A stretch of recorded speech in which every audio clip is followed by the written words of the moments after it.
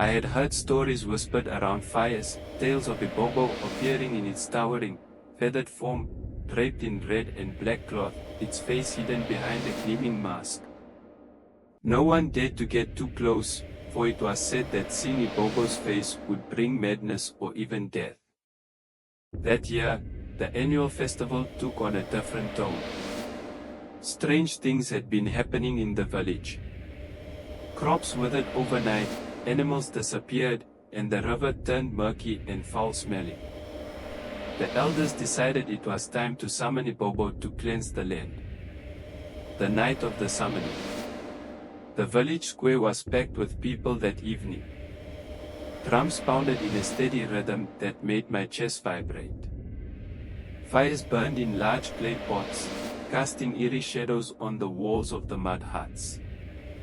I stood at the edge of the crowd, clutching my younger sister Amoka's hand. "Stay close to me," I whispered, though my voice trembled. The chief priest, Papa and Juka, stepped forward, holding a staff adorned with cowrie shells. His white robe glowed in the firelight. He began chanting in a language I didn't understand, his voice rising and falling like the wind through the trees. Then came the sound, a deep, guttural roar that silenced the crowd. It was like no animal I had ever heard. The air grew colder, and the firelight seemed to dim.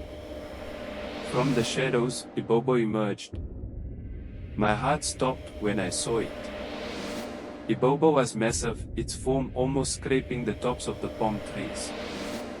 The red and black cloth covering it rippled as if alive, and its mask gleamed with an unnatural light. The air was thick with the smell of incense and something metallic, like blood. The crowd parted as Ibobo moved, its footsteps heavy and deliberate. The drummers picked up their rhythm, faster now, as if trying to keep up with the spirit's energy.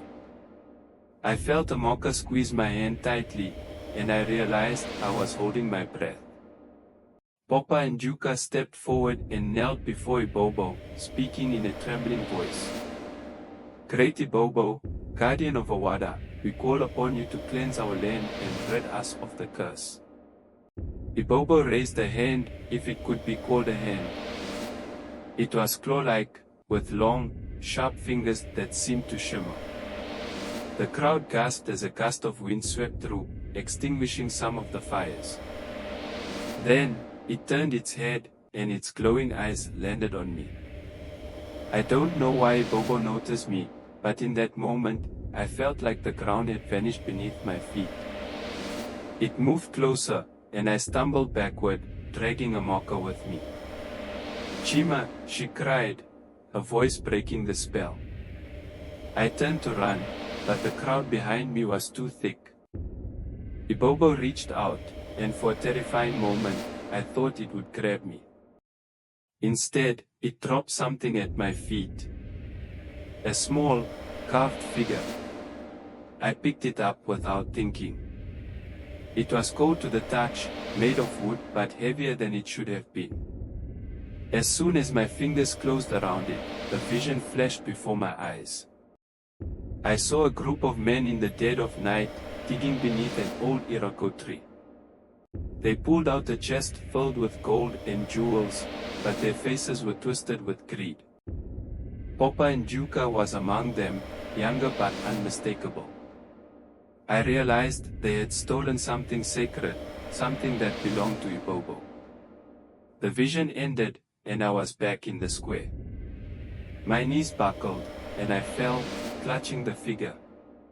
The crowd began to murmur as Ibobo stepped back into the shadows, its form disappearing like smoke. Papa and Juka turned to the people, his face pale. "Ibobo has spoken," he said, but his voice lacked the authority it usually carried.